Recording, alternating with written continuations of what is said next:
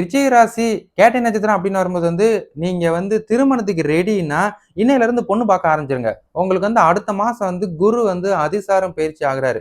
அப்ப குரு ராசிக்கு 9ல பாக்கியஸ்தானத்துல உங்களோட ராசியை 5ஆம் பார்வையா பார்க்க போறாரு.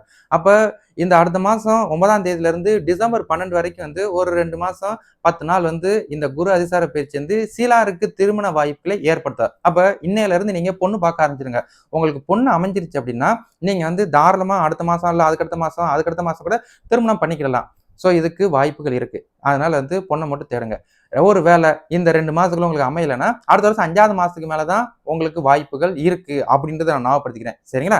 2வது வேலை அப்படின்னு வரும்போது இன்னைக்கு டேட்டுக்கு உங்களுக்கு ராசிக்கு 10ல சூரியன் ஆட்சி பெற்று உங்களுக்கு தொழில் ஸ்தானத்துல நிக்கிறாரு. அதுவும் புதன் கூட சேர்க்கப்பட்டு நிக்கிறதுனால உங்களுக்கு இந்த மாசம் 16ஆம் தேதி வரைக்கும் நல்ல ஒரு வாய்ப்பு இருக்குது. அதுக்கப்புறம் சூரியன் ராசிக்கு 11ல, புதனும் ராசிக்கு 11ல. அப்ப அடுத்த ஒரு 46 நாளுக்கு உங்களுக்கு நல்ல ஜாப் கிடைப்பதற்குரிய வாய்ப்புகள் இருக்குது. ஸோ நீங்க தொடர்ந்து ட்ரை பண்ணுங்க. உங்களுக்கு நல்ல ஜாப் கிடைச்சிருச்சுன்னா தாராளமா நீங்க வேலைக்கு போய்க்கலாம். ஸோ அதுக்கப்புறம் உங்களுக்கு பிரைட் ஃபியூச்சர் இருக்கு அப்படின்றத ஞாபகப்படுத்திக்கிறேன். மிஸ் பண்ணிடாதீங்க இந்த மாசம் அடுத்த மாசத்தையும். சரிங்களா?